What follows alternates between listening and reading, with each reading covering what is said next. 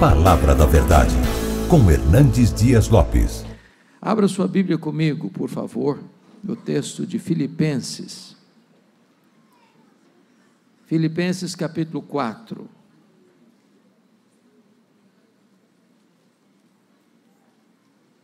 Filipenses capítulo 4.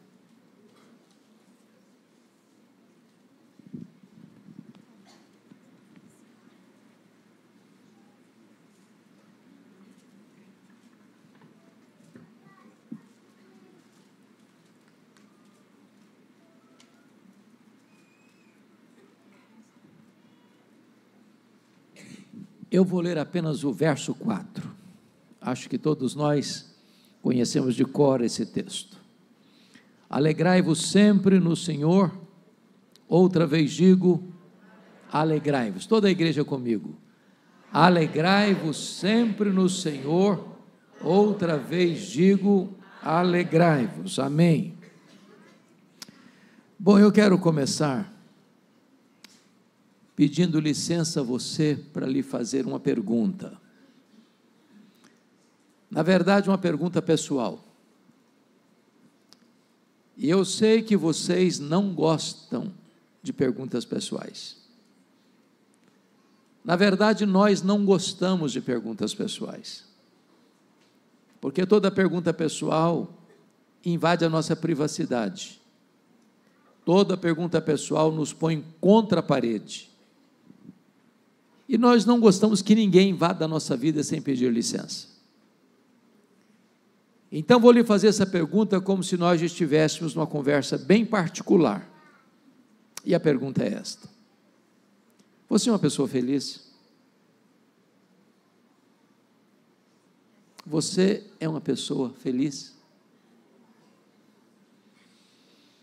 Bom, não precisa ter muita pressa para responder esta pergunta, porque ela não é tão simples e ela não é tão óbvia como parece. Eu explico.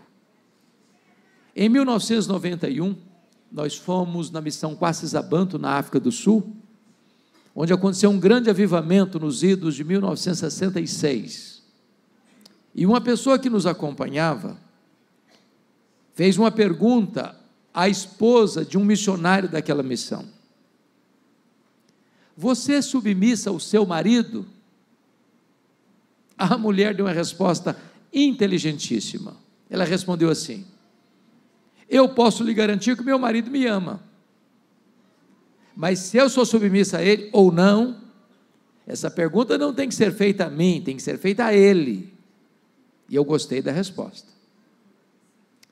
Então vou mudar minha pergunta: seu marido pode garantir que você é uma mulher feliz?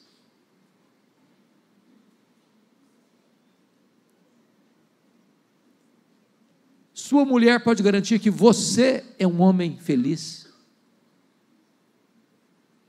Lá em Provérbios 31, diz que os filhos da mulher virtuosa se levantavam e diziam assim: mamãe, uma mulher ditosa, mamãe, uma mulher feliz. Seus filhos podem dizer isso a seu respeito? Seus pais podem dizer isso a seu respeito? Seus colegas de escola e de trabalho podem dizer isso a seu respeito? Os membros da sua igreja podem dizer isso a seu respeito? Bom, é provável que a essas alturas você já esteja criando alguns mecanismos de defesa aí no seu coração. Pensando assim: o pastor está me fazendo essas perguntas porque não conhece a minha história. Porque se eu contar a minha vida, até pedra chora. Ou talvez você ainda argumente: mas dá para ser feliz hoje?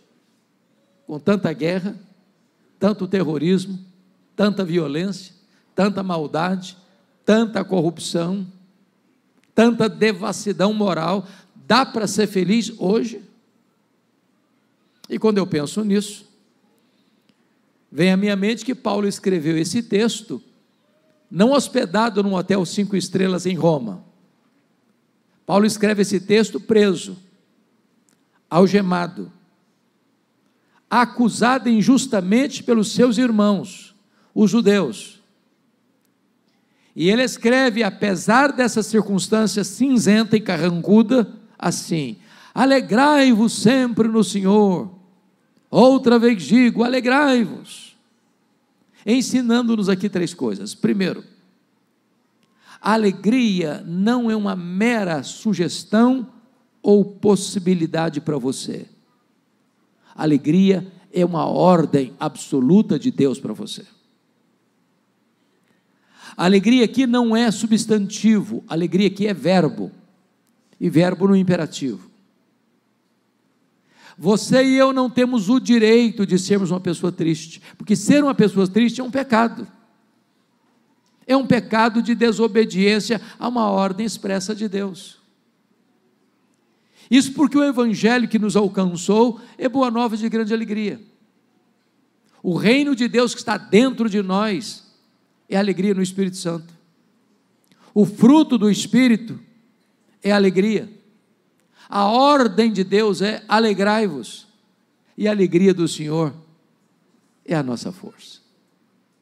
Agora, permita-me outra pergunta. Você tem problema na sua vida?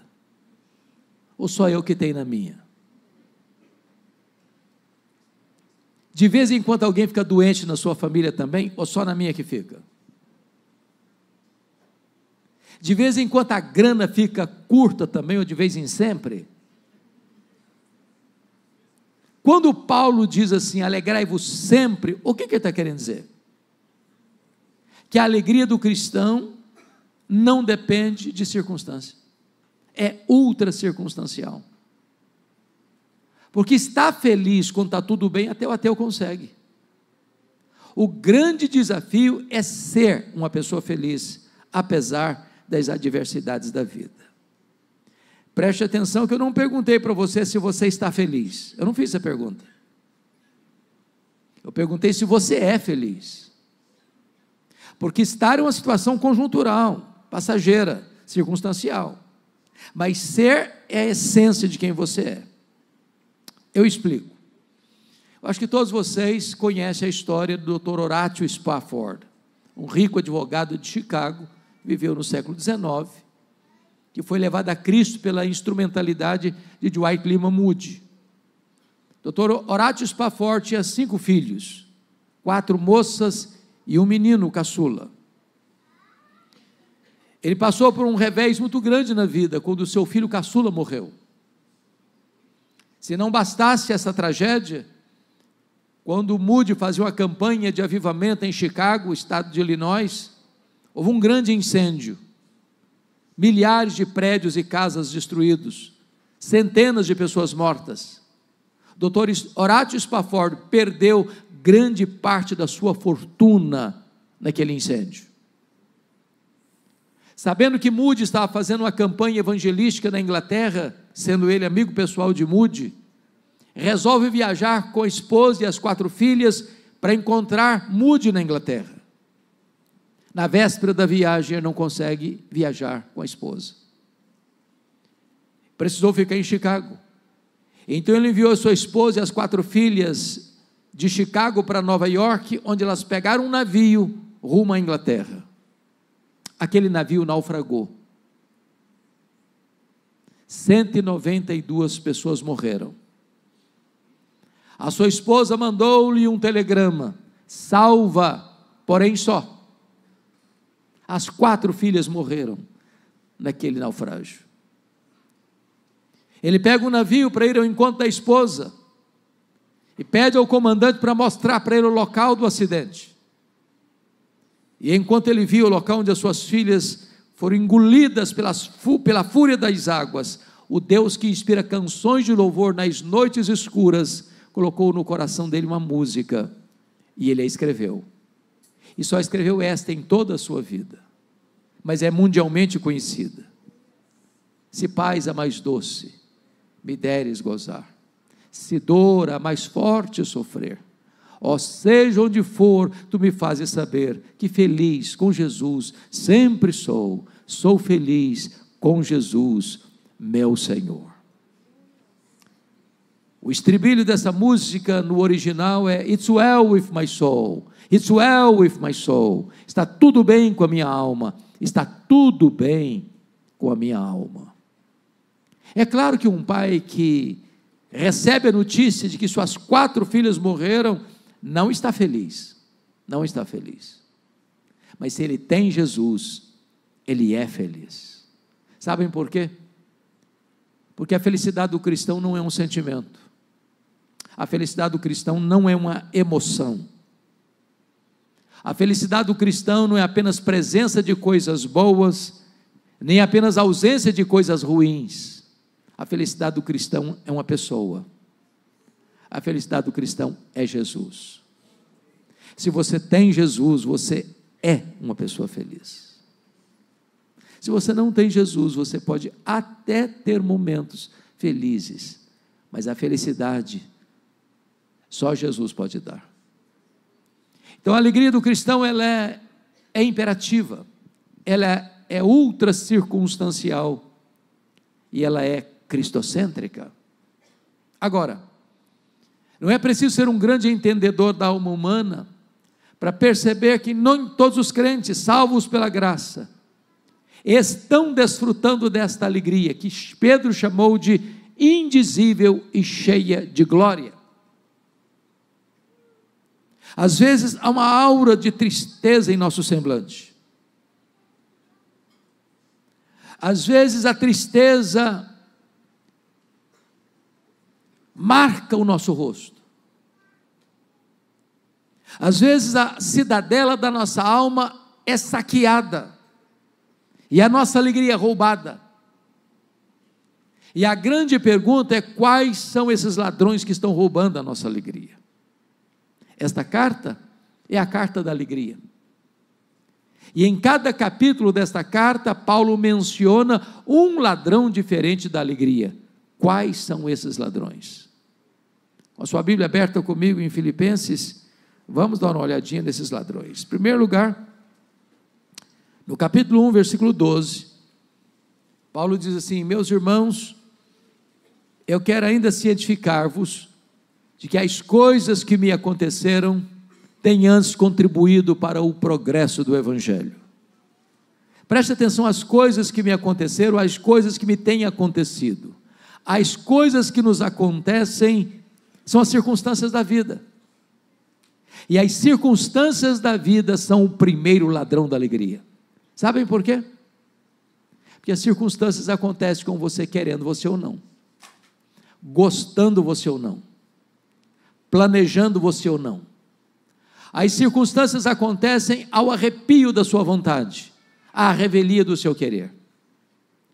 E às vezes chegam de súbito e põem a nossa vida de ponta cabeça. É um acidente grave, é uma doença súbita, é um divórcio doloroso, é um luto amargo, é uma rasteira do sócio da empresa, é uma decepção amorosa, é um prejuízo financeiro radical, é uma situação que você nunca imaginou passar na vida, mas está passando. Se você não tomar cuidado, isso leva embora a sua alegria. Imagine comigo, você ainda é um médico por um exame de rotina e descobre que está com uma doença grave. Imagine um pai levando a filha no altar para o casamento, imaginando que ela vai construir uma história de felicidade, para descobrir em seguida que essa menina casou-se com um homem rude, que vai maltratar sua filha, destruir a vida emocional dela, feri-la física, moral e espiritualmente. E aquele casamento que começou como um projeto de felicidade, acaba nos tribunais por um amargo divórcio. Se você não tomar cuidado, você leva embora a sua alegria. Imagine um filho criado com todo o desvelo, de repente se envolve com más amizades na escola, se envolve com drogas e transtorna a saúde emocional da família. Ou imagine você com um casamento de 5, 10, 15, 20 anos de harmonia e amor, de repente um fato acontece, uma tragédia acontece, e o casamento acaba ferido, cheio de mágoas. Se você não tomar cuidado, isso leva embora a sua alegria. Circunstâncias.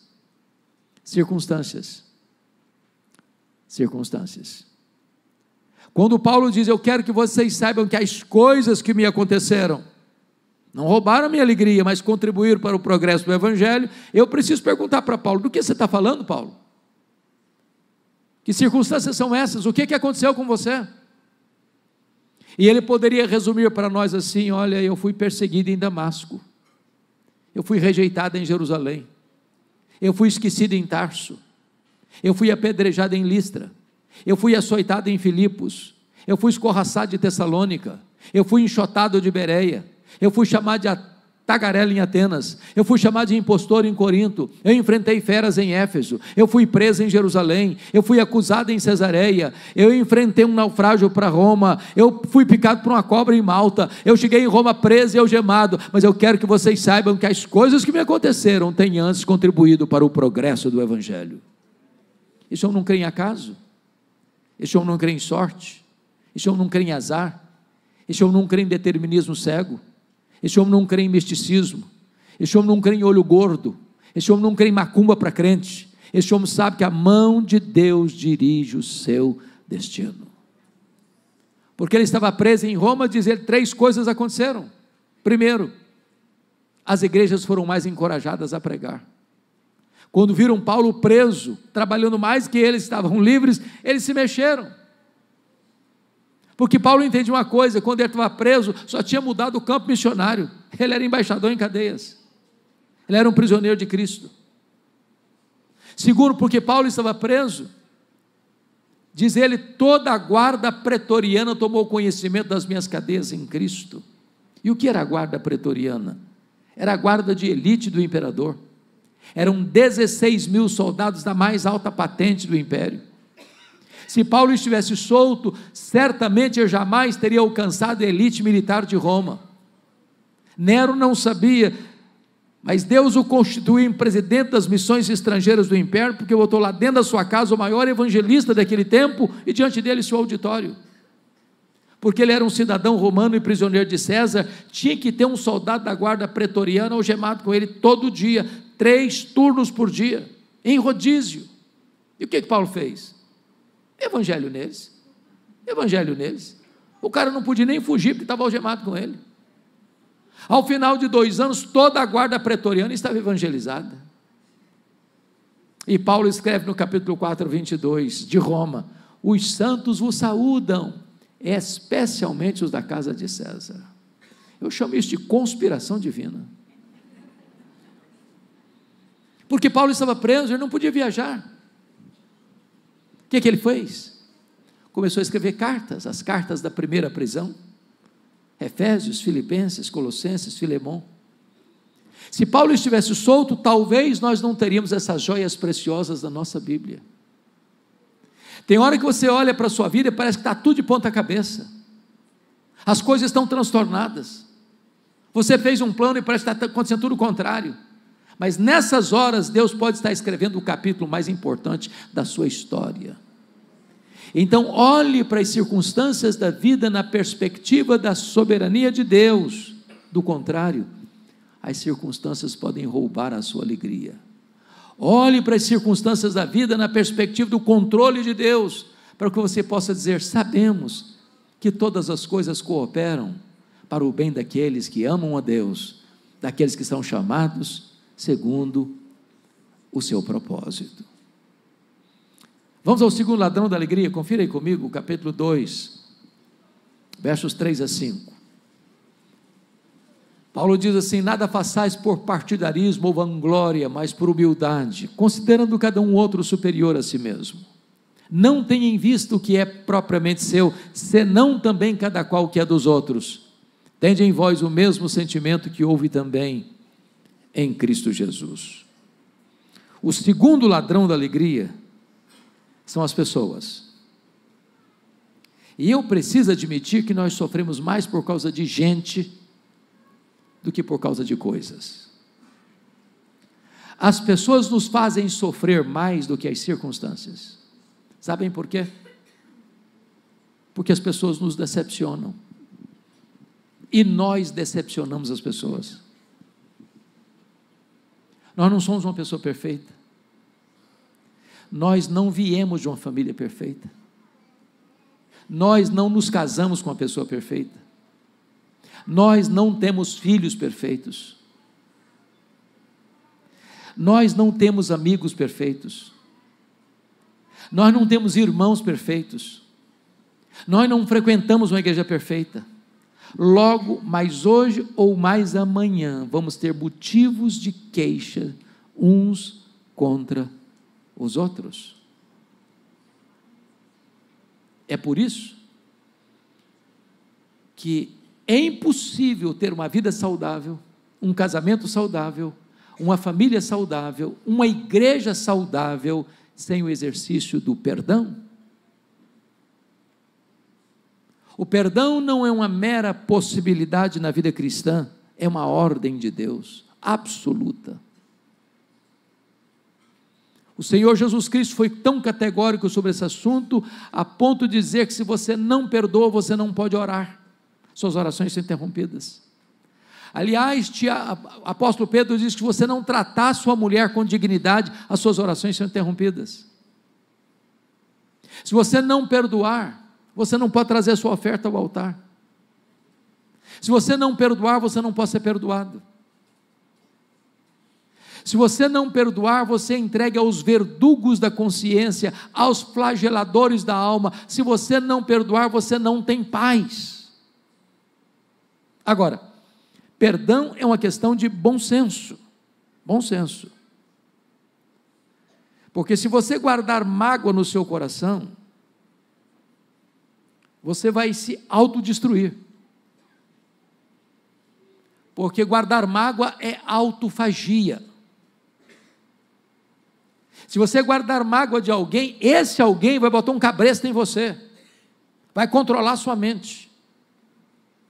Você vai ter que conviver com essa pessoa 24 horas por dia. Você vai chegar em casa cansado para tirar uma soneca, a pessoa deita do seu lado e vira o seu pesadelo. Você vai chegar em casa para uma refeição, vai sentar-se à mesa, e a pessoa se assenta à mesa com você e tira o seu apetite. Você vai sair de férias com a família, e a pessoa pega carona com você e estraga as suas férias. A única maneira de você ser livre e ter saúde emocional e espiritual e física é espremendo o pus da ferida e perdoando. Agora, eu preciso admitir que perdão não é fácil. Ninguém perdoa porque teve uma boa formação. Ninguém perdoa porque tem um temperamento ameno. Ninguém perdoa porque é membro da igreja presbiteriana de Grande Duquesa. Perdão é uma obra da graça de Deus em nossa vida.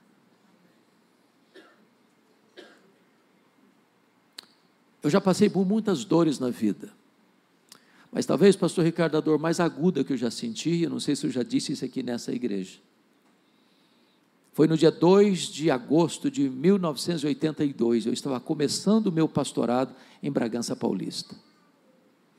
Eu sou filho caçula. O meu irmão acima de mim tinha acabado de completar 27 anos no dia 1º de agosto de 1982. No dia 2 de agosto, ele foi brutalmente assassinado, com 11 golpes de faca, todos mortais, pelo primo primeiro da sua mulher, gente criado conosco. Quando eu recebi o telefonema, a dor foi tão avassaladora que eu perdi a voz. Mas quando Deus restaurou minhas forças, eu me lembro que a primeira palavra que Deus botou na minha boca foi esta: eu perdoo o assassino. Eu não tinha outra opção. Ou perdoava ou adoecia. Ou perdoava ou minha vida tornar-se um inferno. Ou perdoava ou teria que abandonar o ministério. Mas eu posso lhes garantir que o perdão é maior que o ódio. O perdão é maior que a sede da vingança. O perdão cura, o perdão restaura, o perdão liberta. O perdão é a asepsia da alma, o perdão é a faxina da mente, o perdão é a alforria do coração. Mas eu só fui entender perdão no dia que eu compreendi melhor uma parábola que Jesus contou, a parábola do credor incompassivo. Jesus contou que um rei acertava conta com seus súditos e encontrou um que lhe devia 10.000 talentos. Não tendo com o que pagar, o homem pediu misericórdia, paciência, e o rei perdoa a ele a dívida de 10.000 talentos. O homem perdoado encontra um conservo que lhe devia 100 denários. Também não tendo com o que lhe pagar, pediu paciência, e o homem disse: não, eu não tenho paciência não, paga o que você me deve, senão eu boto você na cadeia. O rei ficou sabendo disso, mandou chamar aquele homem de servo malvado. Eu perdoei a você 10.000 talentos, você não pôde perdoar o seu conservo 100 denários? Pois você vai ser entregue aos verdugos, aos flageladores, até que pagues o último centavo. E Jesus termina a parábola assim: assim vosso Pai Celeste vos fará, se do íntimo não perdoardes uns aos outros. A parábola terminou, e eu não entendi quase nada, sabe por que eu não entendi quase nada? Eu não sei quanto vale 10.000 talentos, e também não sei quanto vale 100 denários, não é a minha moeda, não sei do que Jesus está falando, ficou dito pelo não dito. Na verdade, Jesus não contou apenas uma parábola, ele contou uma hipérbole. Nenhum judeu podia dever no primeiro século 10.000 talentos. O que são 10.000 talentos? Um talento são 35 quilos de ouro. 10.000 talentos são 350.000 quilos de ouro. No período áureo do governo mais rico de Israel, período de Salomão, todo o ouro que entrava na nação eram 666 talentos por ano. No primeiro século, todos os impostos da Galileia, Judeia, Pérea e Samaria, durante um ano eram 800 talentos. 10.000 talentos eram todos os impostos da nação durante 13 anos. Naquela época, o salário de um trabalhador era 1 denário por dia. Para um homem juntar 10.000 talentos, ganhando 1 denário por dia, ele teria que trabalhar 150.000 anos. Portanto, a dívida desse homem era o quê? Impagável. E por que Jesus contou-nos esta parábola com a cifra tão astronômica? Porque este é o tamanho da sua, da minha, da nossa dívida com Deus. A nossa dívida com Deus é impagável, e Deus nos-la perdoou completamente, louvado seja o seu nome. Só que lá na frente, aquele homem que tinha recebido um perdão de 150.000 anos, encontra alguém que lhe deve 100 denários. O que são 100 denários? 3 meses e 10 dias, e não perdoa. Sabe qual é a proporção de 10.000 talentos para 100 denários? 10.000 talentos são 600.000 vezes mais do que 100 denários. Quem recebeu um perdão 600.000 vezes maior, não está liberando um perdão 600.000 vezes menor. Sabe o que Jesus quer nos ensinar com isso? Você nunca pode dizer para alguém: eu não perdoo você, fui muito humilhado, fui muito machucado, fui muito ferido. Sabe o que a Bíblia diz? Que nós devemos perdoar, assim como Deus em Cristo nos perdoou. E diz mais, que Deus perdoa os nossos pecados e deles não mais se lembra. Talvez você argumente: pois é, pastor, é aí que eu me encrenco, porque perdoar até que eu perdoo, mas esquecer, não esqueço não, Então me permita uma pergunta bem honesta: você não esquece mesmo? Não mesmo? Porque se você não esquece, eu tenho uma boa notícia para lhe dar. Isso significa que você não tem amnésia. Porque quando a Bíblia diz que Deus perdoa e esquece, a Bíblia não está dizendo que Deus tem amnésia. Deus não tem amnésia. Deus não tem perda de memória. Deus é onisciente. Então o que a Bíblia quer dizer que Deus perdoa e esquece? A Bíblia quer dizer que Deus nunca mais joga no seu rosto um pecado que já perdoou você. Deus nunca mais cobra de você uma dívida que já perdoou você. Portanto, perdoar é lembrar sem sentir dor. Talvez você esteja perguntando, eu só não estou entendendo até agora porque que o pastor mandou ler capítulo 2, versículos 3 a 5, porque eu não vi nada até agora do texto. Então vamos voltar para aquele texto. A igreja de Filipos, meus irmãos, era uma igreja maravilhosa. Aliás, a única igreja que se associou com o apóstolo Paulo no que tange a dar e receber.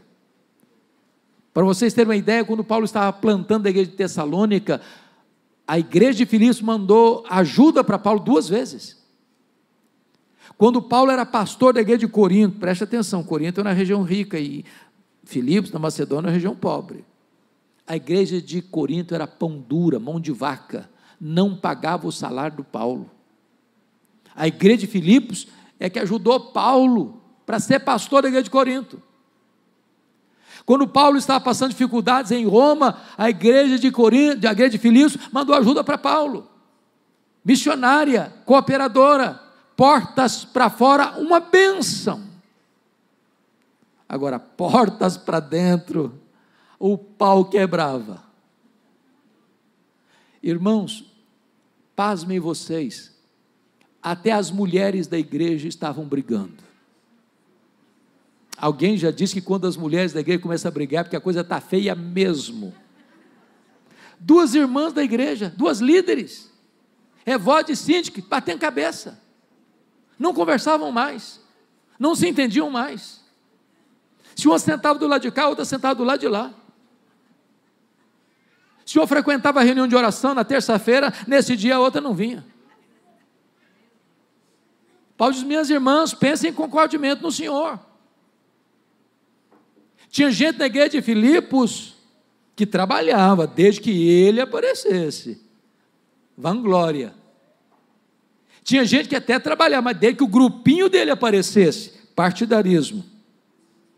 Tinha gente na igreja lá, narcisista, só pensava nele mesmo, e não no que era dos outros. Acho que tinha gente dizendo para Paulo assim, Paulo, você que não está aqui agora, tem gente nessa igreja aqui, Paulo, que dá azia em copo de bicarbonato, não dá não, Paulo. Aí Paulo diz assim, então tende em vós o mesmo sentimento que houve também em Cristo Jesus, porque ele sendo Deus não julgou como usurpação o ser igual a Deus, antes a si mesmo se esvaziou, assumindo a forma de servo e humilhando-se até a morte, morte de cruz. E quando ele estava lá na cruz, ele olhou para as pessoas que cuspiram o seu rosto e esbordoaram a sua cabeça e vilipendiaram a ele, disse, Pai, perdoa-lhes, porque não sabem o que fazem. Eu quero encorajar você nesta noite, em nome de Jesus, a fazer uma ligação, a mandar um e-mail, a fazer uma visita, a pedir perdão, a perdoar, porque se você não fizer isso, as pessoas vão roubar a sua alegria. Vamos ao terceiro ladrão da alegria, confira aí comigo, capítulo 3, verso 19, Paulo diz assim, o destino deles é a perdição, o Deus deles é o ventre, a glória deles está na sua infâmia, visto que só se preocupam com as coisas terrenas. Eu acho que aqui em Governador Valadares vocês não enfrentam esse ladrão da alegria não, preocupação com dinheiro aqui em Valadares não é problema, né? É solução. Mas me permita uma pergunta honesta mesmo. Alguma vez você já discutiu com a sua mulher por causa de dinheiro?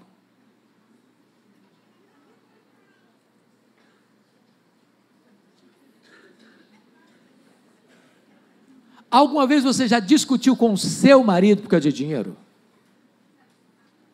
Porque se você falar para mim que nunca, eu vou duvidar da sua honestidade. As pessoas discutem por causa de dinheiro, sabia?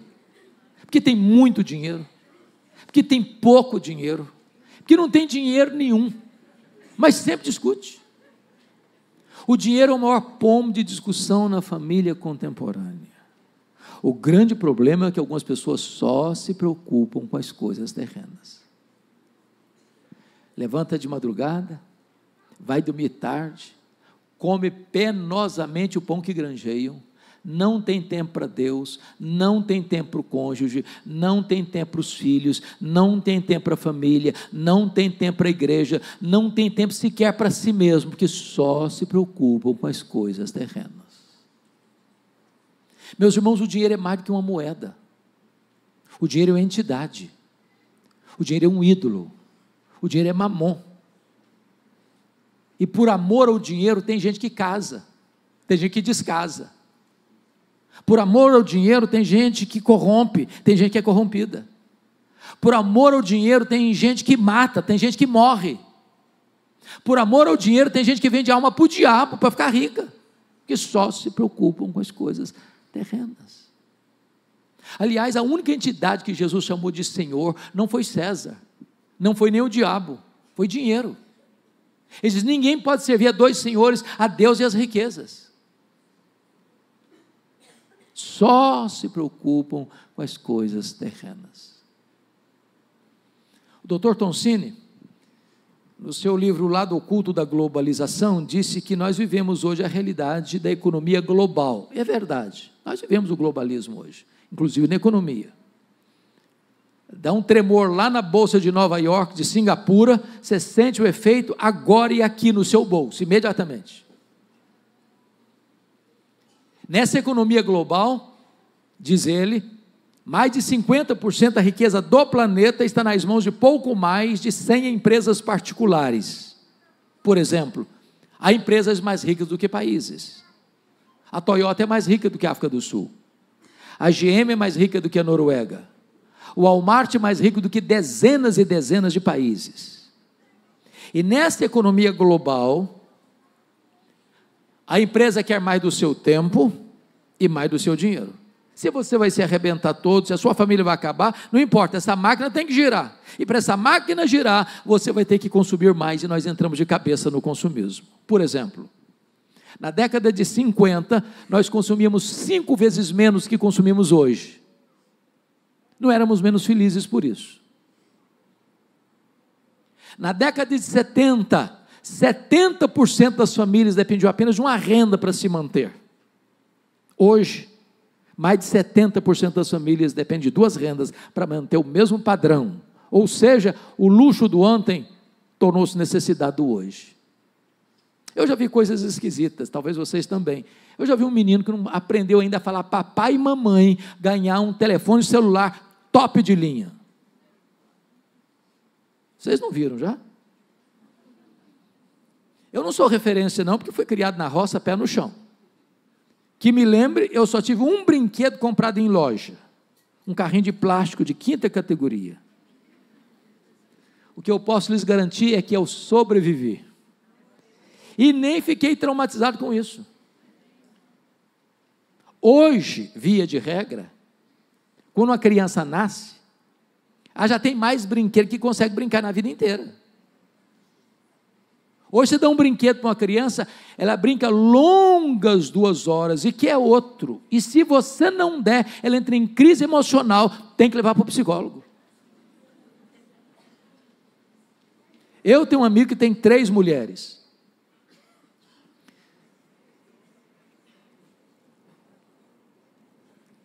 Obviamente a esposa e 2 filhas, não pensem mal do meu amigo, por favor. Num dia de casamento, elas disseram assim para ele: temos que comprar sapatos novos. É claro, quem duvida disso? Casamento é tudo novo. Mas antes de ir para a loja, ele disse: vamos dar uma olhadinha no que nós já temos.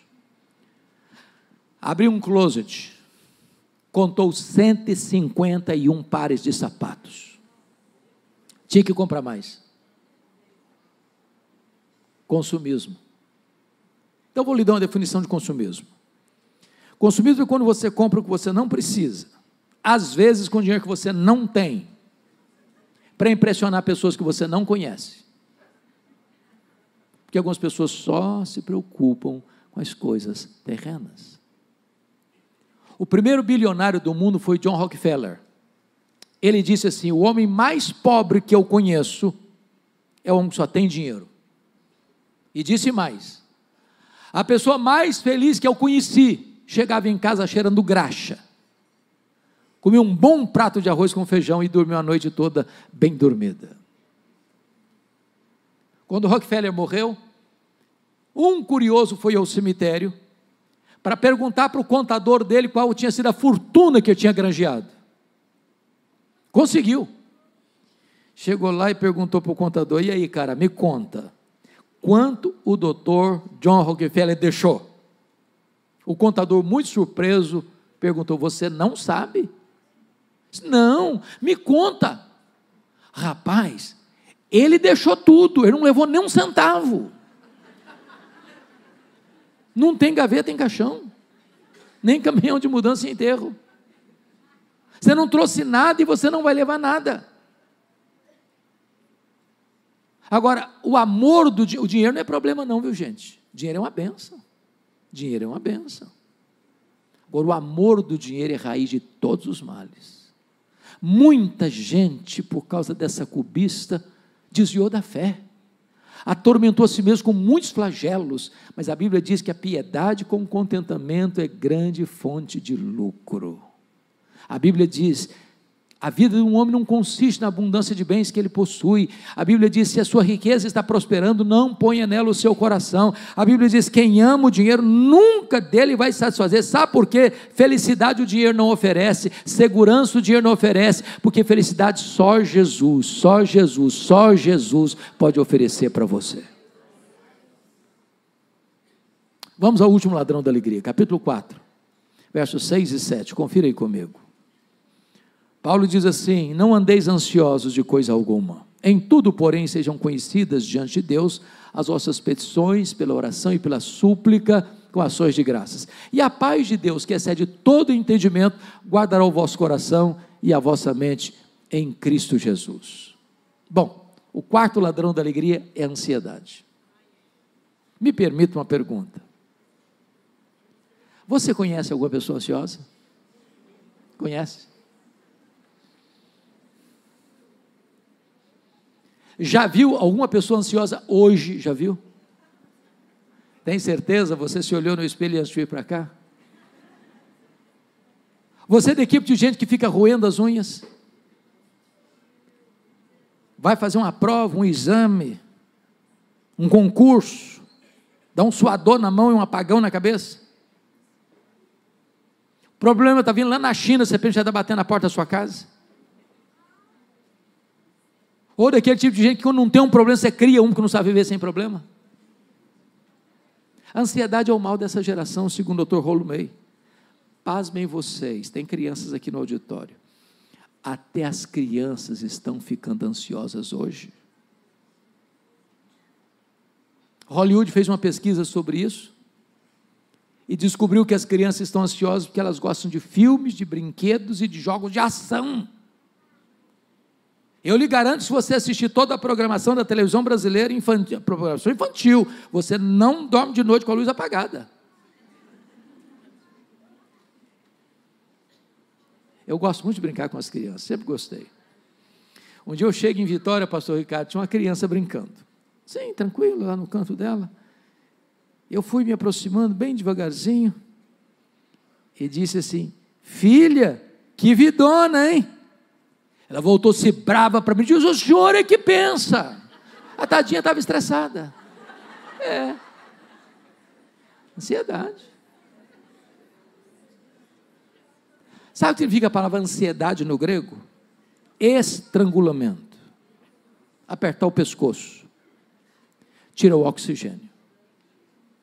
E Jesus foi categórico em dizer que a ansiedade é inútil. Sabe por que é inútil? Por mais ansioso que você esteja, você não pode acrescentar 45 centímetros no curso da sua vida, um côvado. Sabe por que é inútil? Porque, estatisticamente falando, 70% dos assuntos que nos deixam ansiosos nunca vão acontecer.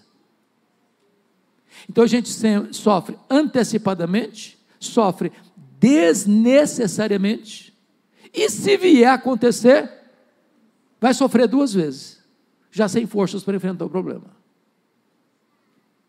Mas mais do que isso, a ansiedade é prejudicial.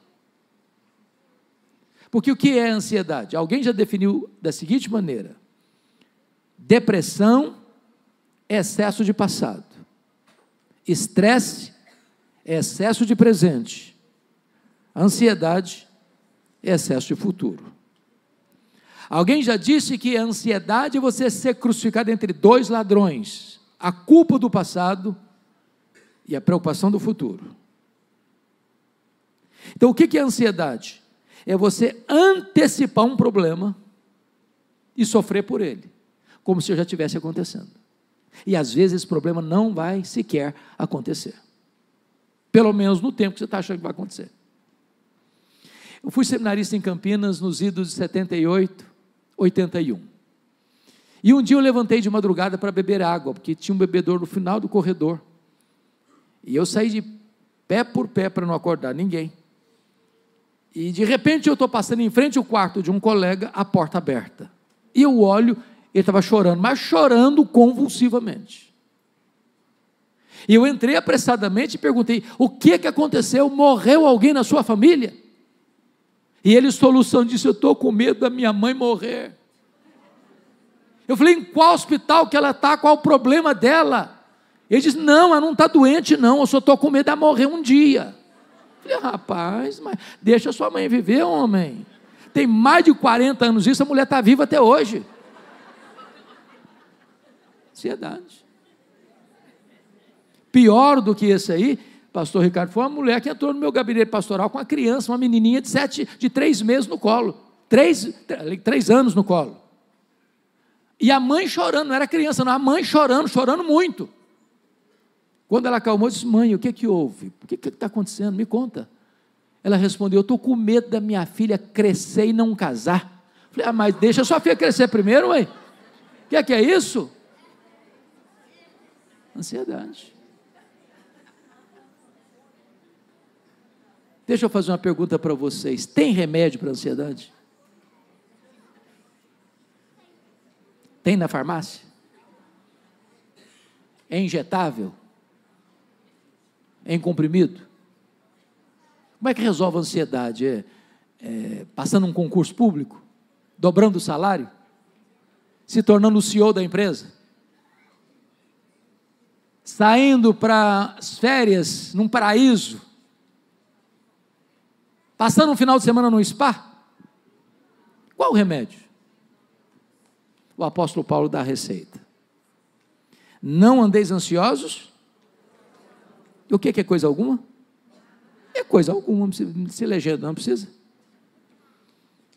Em tudo, porém, sejam conhecidas diante de Deus as vossas petições, pela oração, pela súplica, com ações de graça. Então preste atenção num ponto aqui. A palavra oração aqui traz a ideia de adoração. Então Paulo está falando de 3 remédios.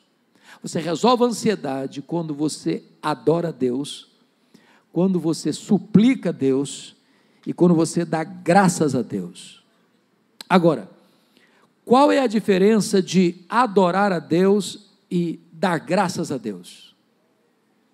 Você adora a Deus por quem Deus é, e você dá graças a Deus pelo que Deus faz. Então eu vou fazer o que Paulo mandou fazer para resolver o problema da minha ansiedade. Eu vou fazer uma oração de adoração. Eu chego para Deus e digo: meu Deus, eu quero te adorar, porque tu és o Deus da minha vida, porque tu és o meu Criador, o meu provedor, o meu protetor, o meu consolador, o meu Redentor. Eu quero te adorar porque tu és o único Deus vivo e verdadeiro, Deus autoexistente, o Deus imenso, Deus infinito, Deus eterno, Deus imutável, o Deus onipotente, o Deus onipresente, o Deus onisciente, o Deus transcendente, o Deus soberano. Eu quero te adorar porque tu és o Deus fiel, porque tu és o Deus justo, porque tu és o Deus verdadeiro, porque tu és o Deus misericordioso. Eu quero te adorar porque tu és a minha alegria, porque tu és a minha paz, porque tu és a minha justiça, porque tu és a minha herança, porque tu és a razão da minha vida, em nome de Jesus, amém. Aí eu termino essa oração e digo assim: meu Deus, mas eu estou tão ansioso, Senhor. Não combina mais, não combina. Quem é o seu Deus? Quão grande é o seu Deus? Quão poderoso é o seu Deus? Quanto pode o seu Deus? O seu Deus é aquele que do nada criou o universo. O seu Deus é aquele que mede as águas na concha da sua mão. O seu Deus mede o pó das montanhas em balança de precisão. O seu Deus espalha as estrelas no firmamento, e por ser forte em força e grande em poder, quando as chama pelo nome, nenhuma só delas vinha a faltar. O seu Deus olha para todas as nações da terra e considera todas elas como um pingo que cai num balde, como um vácuo, como nada, como menos do que nada. Este é o seu Deus, este é o seu Pai, que está lhe dizendo: não ande ansioso de coisa alguma.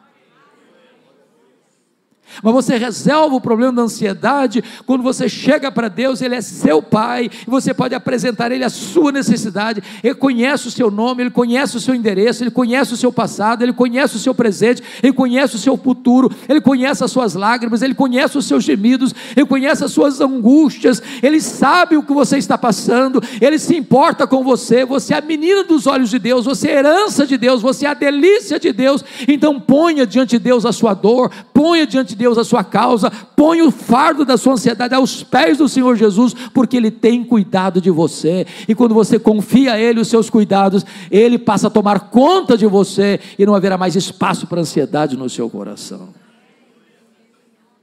Mas como é que eu vou vencer a ansiedade? Paulo diz: você quer um remédio? Então comece a dar graças a Deus, comece a dar graças a Deus. E talvez você diga: pastor, eu estou passando por tanta luta, por tanta dor, por tanto sofrimento, como é que eu vou dar graças? Então para um pouquinho comigo, para um pouquinho comigo. Quanto vale o fato de você estar aqui nessa noite? Quanto vale o fato de seu cérebro estar funcionando e você não estar vegetando numa máquina? Quanto vale o fato de você ter pernas para andar e não estar numa cadeira de rodas? Quanto vale você ter braços para trabalhar e abraçar? Quanto vale você ter olhos para enxergar e não estar na escuridão? Quanto vale você estar ouvindo nesta noite? Quanto vale você ter um coração que bombeia sangue e vida para o seu corpo? Quanto vale você ter 2 pulmões que estão funcionando e você não está numa máquina de respiração mecânica? Quanto vale você ter 2 rins que filtram as impurezas do seu corpo e você não está numa máquina de hemodiálise? Quanto vale você ter um estômago que funciona e processa os alimentos do seu corpo, dando saúde para o seu corpo?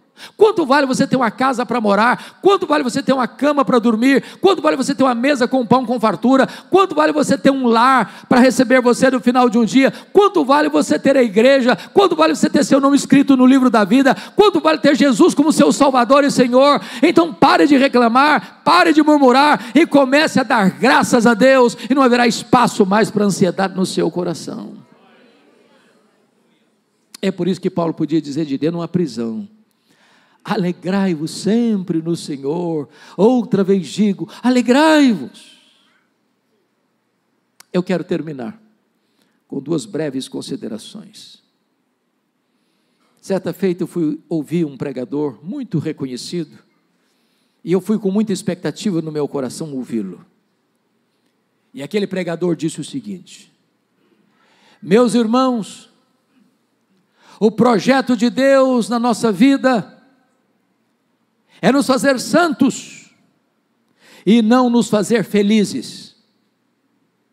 Eu tomei um susto, porque a primeira parte eu entendi perfeitamente: sede santos, porque eu sou santo. Mas a segunda eu não entendi, e fui pesquisar, e encontrei a resposta.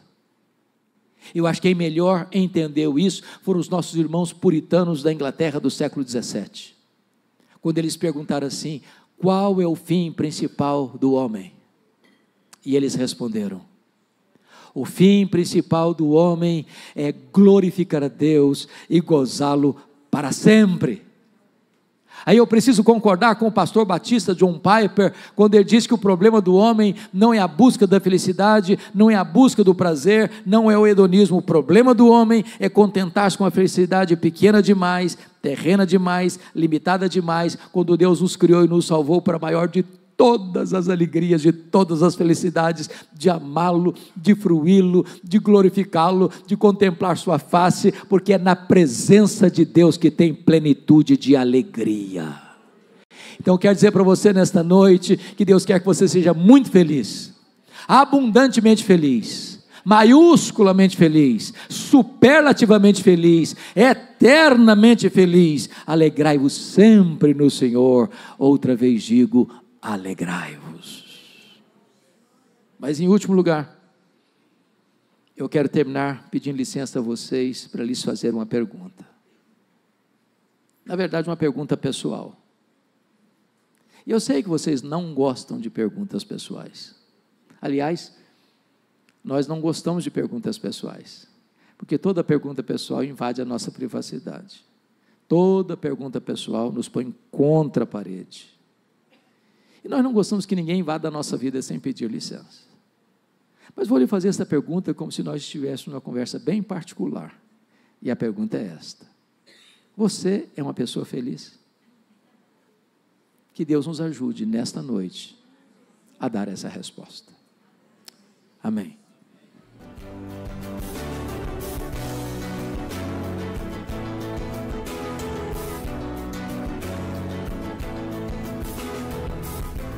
Palavra da Verdade, com Hernandes Dias Lopes.